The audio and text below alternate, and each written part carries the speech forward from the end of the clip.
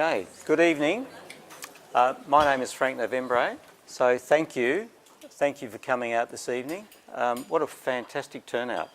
Obviously, Frances has a lot more fans than I do, that's for sure. This is one of the best gatherings we've had. What made you decide to write the book? So I suppose it came from really when a lot of clients were coming to me and asking the same sorts of questions, and it was specifically around building and renovating and how do I plan for this? How do I know that I'm going down the right path? How do I know what I don't know? And I suppose that they kept asking me similar sorts of questions, and that was really the impetus for me to say there's obviously a lack of knowledge around when people want to build a house, and most of the clients that I have are building it's really termed a forever home. So they're investing a lot of time, money and effort into something that's going to last them 10, 15, 20 years. So I then went and did a little bit of an investigation myself on what books are available for people to use as a guide for when they're going to build a home. And I found that there was a lot of books on owner builders, people are going to pick up the tools and build the house themselves, but not actually something to guide people and prepare them for building. So I thought, I'm going to write the book. I'm going to use the knowledge and use the information that I pass on to my own clients around materials and all sorts of different things. What's the tender process? What are the stages of building? Things that people kept constantly asking me, and that's what I wrote, and that's why I felt that there was this... people, were interested in a book of that type. Well, hopefully they're interested in a book of that type because it's written now. So That was really the impetus for it. So what is the most common mistake that you find people make when they're building a new home? I think overall it's probably not realising that there's a lot of experts that they can use from the start and engaging them too late. And I think that there's sometimes this expectation that engaging an expert is going to cost a lot of money. But what is not thought about is actually how much money can be saved by engaging someone early on and then understanding that they can make decisions and choices if they've got the information. And without that information, they can't really make informed choices. So I think it's just engaging people early on so that they understand, that this is an all-encompassing project so they can really get the knowledge that they need and save money. But I think on the flip side of that as well is it's not just about the money you can save, it's mitigating the risk of making mistakes and then walking into a home that you've built and saying, I didn't actually expect it to be like that, it's not what I wanted. That's, and you can't retrofit or fix that. So it's making sure that people can help you along that journey for you to get the product at the end exactly as you wanted it to be. Okay. So obviously to make sure that things actually are completed correctly, you obviously have to do things in a correct order. So where do you like to normally start? Personally, I like to be engaged right at the start because I think then that you can get as much knowledge as you can and I can guide people through that journey. But I think, when you're starting a new build or a renovation, it's good to get, I'd say, there's a suite of experts that I would say. One would be a landscape gardener because they interact with the architect to make sure that the inside and the outside is completely integrated into a home. But often landscaping's forgotten about, or the anticipation is I'm going to run out of money and I won't be able to do that until after we've moved in. However, having at least a plan and knowing what's coming, you don't necessarily have to do it all at once, but you're able to then do it in stages. So landscaping would be one. Even like a sustainability person who can tell you the sorts of things that you can do from the build. So that would be right up front as well. So really they're all up front. Mm-hmm. You really only get one crack at a lot of the sustainability things that you can incorporate into a house. So you need to know those things up front. An interior designer, things like your windows have not only an external perspective but also an internal perspective in how you design the internals and your space planning, and maybe a window needs to be moved up or it needs to be, completely, taken off that particular wall because you need furniture on that wall. That's often forgotten about. People forget where their TVs are going or where particular pieces of furniture are going because they haven't actually thought about the space planning when they're at floor plan stage rather than when they move in. And also window treatments, it's often forgotten about until the week before you move in, but that has such implications for motorisation and the types of window treatments that you're going to have. So, and a lighting designer. I think a lighting designer is something that a lot of people are not aware is actually exists, but it can have such an effect on how you, the amenity in a room and how that room actually feels and the mood that you're creating. And light is has such a big impact on those things. So hopefully that's answered that question. It has answered that question.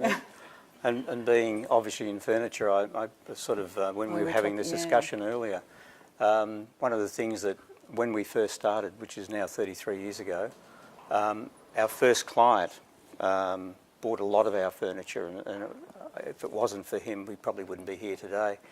But luckily, he actually planned to build a bigger home. And but when he did decide to build his home, what he did was he took into account basically all the furniture that he purchased, and as a result, planned the house around the way it was going to be furnished. So windowsills were the right height to allow for chests of drawers to fit under. Everything was made the right size so that you could actually fit a bedside table or two bedside tables beside the beds and things like that. So it obviously he got a second go at it, but it is very important to think past that stage also, isn't it, in relation to not only how the rooms you're going to build, but how those rooms are going to be used. Because one of the things we do see also is that if you look at some of the areas where some massive homes are being built in Melbourne, and some people think that it's all about size, that you've got a lounge room that's a certain size now, you'll make it twice the size, and then you'll be able to fit so much more in. But ultimately it doesn't work because everything's in the wrong scale, because then you've got to get a sofa that's 5 metres, 6 metres long, or people are sitting 10 metres apart and they can't talk. So it is important to really think not beyond the building, beyond what you're going to put together, the size of everything and how it's going to actually relate to the way that you're going to furnish it after it's built. I mean, I encourage clients to actually do a space planning exercise. If I don't do it for them, I'll encourage them to do it themselves, because some people like to do the cut and paste exercise, or you can do it on a computer and actually get your furniture to scale and just sort of map it out on the room. But I also get them to think about, okay, so you're moving to a home, whether you're upsizing or downsizing, the scale is so important. But think about, okay, I might not be able to afford a particular piece right now, but if there's a sofa, my dream sofa that I know that I really want in that house, at some stage, you know, make sure that it's going to fit the actual size that you like, if it might only come in particular sizes, make sure that you've planned for that, so that even if you don't have it initially, you know it's coming and you know that the space that you've designed is going to be suitable for this dream piece. So I get them to think in advance about these things, rather than just, well, I'm putting my 2-seater sofa in, where really you need a 5-seater. So obviously over the years you've learned to give a lot of tips. What would be the number one tip that you actually use over and over and over again?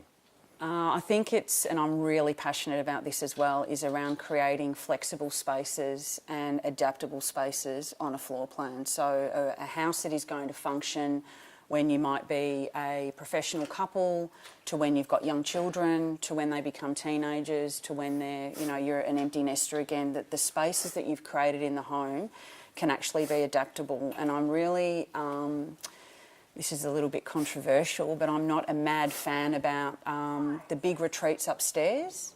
Sorry, did someone say hi? No, it's a phone, sorry. The big retreats that don't have any doors on them, I suppose for me it's around having doors, so that you can create a space in a room that, if you've got double doors that retract back into a wall, that can still create an illusion of space. But if you need to close that room off, it can be a study, it could be a spare room, it could be a children's playroom, it could be any number of things. But the other thing is that room can be heated or cooled in isolation of the rest of the house, or it could be the rest of the house is heated and cooled and that room is not, because you're able to have doors. And it also mitigates noise. With these big retreats upstairs, the noise is just travelling up and down those stairs all the time. You're heating and cooling this space because there's no doors anywhere. So I'm really passionate about flexible spaces, making sure if you are planning on being in a house 10, 15, 20 years, that they're zoned and they are adaptable for when your needs change, because small kids want to be on top of you, teenagers don't want to see you. So you need to be able to have a house that can really adapt to those requirements, and that's what I'm passionate about, even though the retreat thing's controversial because Yeah. they're big now. Well, obviously you don't need to heat the whole house or cool the No. whole house. No, and I'm passionate about not necessarily having to have the biggest air conditioner and the biggest heater. It's about how can you live comfortably and create also cosy areas. You know, in winter it's nice to be in a smaller space with carpet, beautiful lamps on and a really nice, maybe an open fire rather than this big massive open plan. And a glass of wine. And a glass of wine and a cheese platter. Where's Jarvis? We need Jarvis to do the cheese platters. So that's what I'm passionate about, and that's what I think that would be my top tip, and that's what I'm looking at plans all the time. How can we zone, and how are we going to be able to close some spaces off to create adaptable and flexible spaces for later on? Okay. And obviously one of the most important things is budgeting. How do you go about it? I suppose obviously arriving at a budget when you first sit down with a client, and how do you go about keeping to that budget? I think that a client generally, they have a budget in their mind in terms of the build, and my advice to them is, okay, don't just think about the build, the bricks and mortar. Think about also your landscaping, think about how you're going to furnish this house. So it's not just the actual build, it's the entire site you need to think about. And as I was saying earlier, even if you don't think your budget's going to extend to being able to do everything at once, then do it in stages. You know, it might be that you don't, you might not renovate the ensuite straight away. You might do the big extension at the back and do maybe the front of the house later. Or you may actually, you know, get the plan for the landscaping and know that it's all going to integrate beautifully, but you might actually do that in stages and do that a little bit later or do it piece by piece. So it's really making sure that the budget extends to the whole project and not just the building, because I think a lot of times people are focused on, I just want to get in, but that budget also needs to extend to, you know, the furniture and making sure that you've got enough to you know, put some things in there that you can sit on. And sure, we take stuff from our old houses and we won't necessarily be able to do it all at once, but think about, you know, you've got your base pieces there and have those in the budget too. Remember one of the key points you said, think about the furniture. And here is, I always call it eye candy in here because it's Yeah. so beautifully presented and there's such a wide variety of stuff here. But So I've renovated. walk around. I've renovated a few homes, obviously not as professionally as what possibly Frances you does, but one of the things that I learnt was actually to do the landscaping first, because then it can start establishing itself whilst you're actually doing everything else. Otherwise, by the time you're finished, you then start outside, and in the meantime, the place looks like nobody lives there. And it's a dust bowl. It's a dust bowl, exactly. So start with the outside. All right, well, I think we've gone through our questions. Any questions from you? No? That's good. I must have Oh, here we go. answered everything. No, here we go. Yeah. Frances, I know you have wonderful taste because I've been lucky enough to be in Frances' Thank you, Lisa. forever home. What's your tip for people on tiles as a tile connoisseur? In terms of their use. Yeah. Okay, so well, you know that I'm crazy about tiles. I have got tiles in my own house. That's from a sustainability perspective, but tiles can replicate so many different things. So I've personally got timber-looking tiles in my house. We still wanted the warmth of a tile, so the warmth of timber, sorry, I should say, but the practicality of a tile which is UV resistant, is scratch resistant, so I don't need to worry about furniture scraping across my floor. I can have big massive parties and they're just fabulous because they are UV resistant and they're durable. So there was a few reasons why we had them, but I think they're a fantastic product. The timber tile I'm a big fan of. And then we go to your bathrooms. Oh, I'm just doing a tour of my house. Well, it's just, I mean, they replicate so many things. You can have tiles that look like, you know, concrete. You can have tiles that look like marble. So tile is a really cost-effective way of using a material that if you don't necessarily, from a functionality perspective or a cost perspective, the real thing might not necessarily work. A tile, you know, they've certainly come a long way in terms of what they can actually offer you. Do you ever use tiles that look like tiles? Yes, I do use tiles that look like tiles. Excellent. Yeah. And there was another question. Yes? I know you're a big fan of insulation. Do you see any changes happening in Australia regarding insulation and laws about insulation in houses? Oh, There's a Brit who's raising Freezing in their house, yes, because we're certainly not advanced as the Europeans. I think it's a slow burn. I think it's really on the early adopter phase at the moment in terms of people wanting to spend money on stuff you can't see. We have this big, I find that in Australia we're very much about how it all looks and not necessarily how it's going to function like people are in Europe. But I think it's changing. People are caring a lot more, and especially when they're experiencing living in a home that's actually got really good insulation and feels really nice to live in, they're sort of changing their minds. But I think it's a long way off before it becomes like Germany was 30 years ago. Well, obviously too, with the way power prices are going, I think people are now starting to seriously look at it. Yeah, I hope that answers the question. Thank you. Anyone else?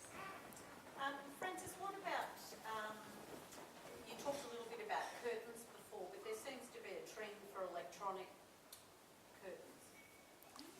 And blinds in terms of motorisation, yeah, absolutely. So it's part of the look. I suppose there's a few reasons why you'd have the one. You just push a button and you can have 5 different windows go up or blinds go up and down. You can also do it with curtains. It's also, from a regulatory perspective, sometimes you don't have a choice. If you've got a really big window span, and the law in Victoria is that you've got a chain that has to be fixed to a point, and you can't actually do that in the middle of a window. So sometimes you don't have a choice. But it also looks great when you don't have chains hanging everywhere, that you've got, motorisation that just pushes the blinds up and down, and it's very easy. So there's lots of different reasons why you would have it. It looks great, it's functional, and it's really, really easy. Does that answer the question? Yeah. Anyone else? No? So obviously we've got...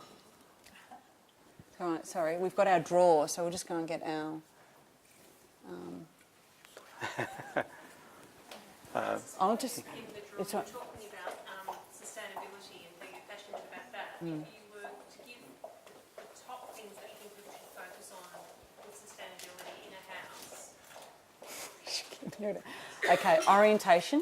Yep. So how you're going to maximise getting the winter sun in and minimising how that sun comes in summer. So really your sun management from a winter and a summer perspective. But I think here it's more around summer and making sure that there's shade on your north and your western facing glass. Insulate. Just maximise as much maximise the insulation so that you create a house that's comfortable and you're minimising the amount of warmth that's escaping. That'd probably be the top ones, and then you can speak to Neil further about any other sustainable things. I'm just going to say a word of that. So I'll just say a couple of. I just wanted to say a couple of thank yous, and then we're going to draw. There's a door prize. There's 2 door prizes. So, firstly, I wanted to thank Jane and Frank from Domo for hosting this evening. I'm absolutely blown away by how many people are here, but also the generosity of Jane and Frank to actually host and open up Domo this evening to us all and host this evening. So I'm incredibly grateful, and it's been a wonderful experience to deal with you on doing this event. So I thank you wholeheartedly, and I'm very, very grateful. So thank you so much. You're very welcome. I just wanted to give this to you, for you and Jane. Thank you. Thank you. Oh my God. Okay. I don't know. You have to come up, Jane, I think. No, she doesn't want to. Thank I also wanted to thank...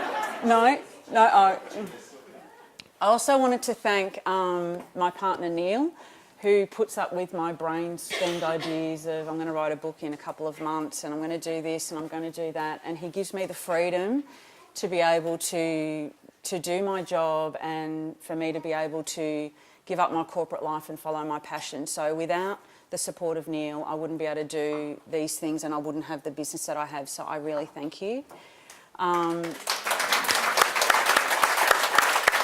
I also, and further to that, I wanted to thank my family and friends who have also supported me. And when the goings got tough and I didn't think I was really going to keep going and it's just all gets too hard, I've had people just really push me on, and I really am very grateful to all those people in my life.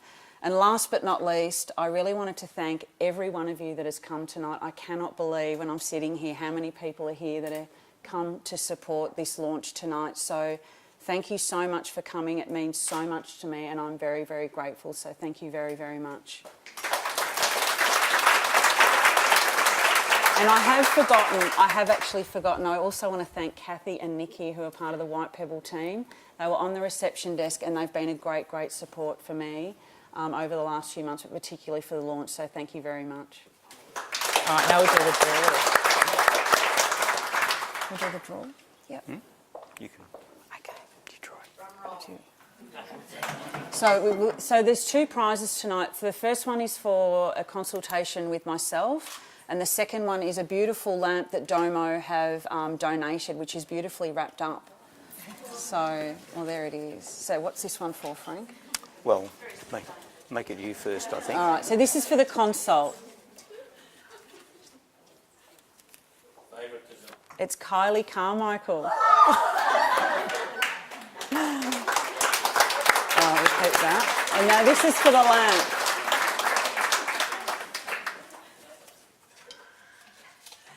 Hang on, I'm getting this. It's Sally Norton. Which one's Sally Norton? Which one's Sally? So your lamp's up there. You might It's need hero. some up carriers. It's It's hero, beautiful, isn't it? yeah, Yeah. it's absolutely beautiful. All right. So enjoy the rest of your evening. There's lots of nibbles and drinks, and Yes. Frank, you probably want to say a few more No, words. I'd just like to say thank you, and I'm just blown away. I'm so pleased for Frances that there's been such a fantastic turnout, and I'm so pleased to see so many of you here, especially it's almost getting to winter. But it's so great to, actually so many of you that I've met already have said that they obviously are locals, but they've driven past 1 million times but not come in. So it's so great that we finally managed to get you inside the door. So thank you very much, and please enjoy the rest of the evening.